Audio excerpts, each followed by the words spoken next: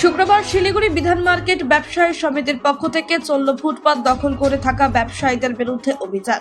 শিলিগুড়ি বিধান মার্কেটের রাস্তা জুড়ে দখল করে রয়েছে বেশ কিছু ব্যবসায়ী, যার জেরে চলাচল করতে সমস্যায় পড়তে হচ্ছে ক্রেতা থেকে শুরু করে পথ চলতি মানুষের। তাই আজ বিধান মার্কেটের ব্যবসায়ী সমিতির পক্ষ থেকে অভিযান চালিয়ে রাস্তার ধারে থাকা জিনিসগুলো সরিয়ে দেওয়ার আর্জি জানান, পাশাপাশি দোকানের উপরের কাপড়ের শেডগুলো খুলে দেওয়া হয়।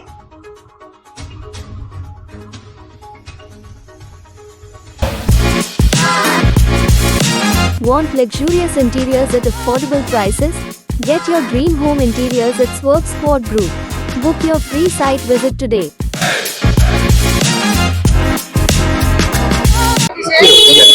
আমাদের অভিযানে আমাদের কিছু দোকানদার আছে যারা রাস্তাটাকে দখল করে রেখেছে। আমরা সেই রাস্তাটাকে ক্লিয়ার করে দেবো। তারপরে কিছু প্লাস্টিক লাগানো আছে, সেগুলো আমরা হাঁটিয়ে দেবো।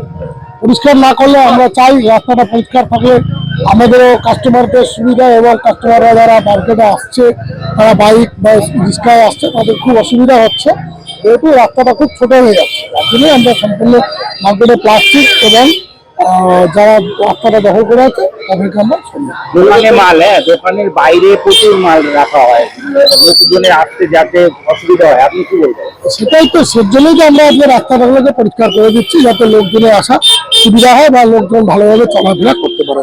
এর আগেও বহুবার করছে, তারপরেও চলছে। দেখুন, আমাদের এত বড় মার্কেট, তো আমাদের মার্কেটে ধরুন খুব বেশি হলে এরকম 50-60টা দোকান আছে, যারা এখন আমি করে দেবো, আবার হয়তো দুদিন পরে তারা বেরিয়ে যায়। কিন্তু আমাদের কমিটির থেকে আমরা এখন টার্গেট নিয়েছি, আমরা এটাকে কন্টিনিউ রাখবো। আপনার নাম পরিচয়? আমার নাম বাপি শাহ, আমি শিলিগুড়ি বিধান মার্কেট ব্যবসায়ী সমিতির সম্পাদক।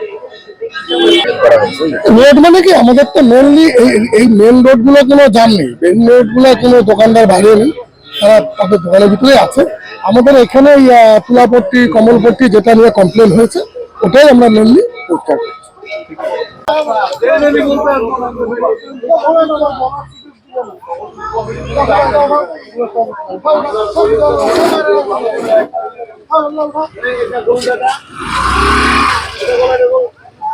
রাস্তার মধ্যে চলে আসছে।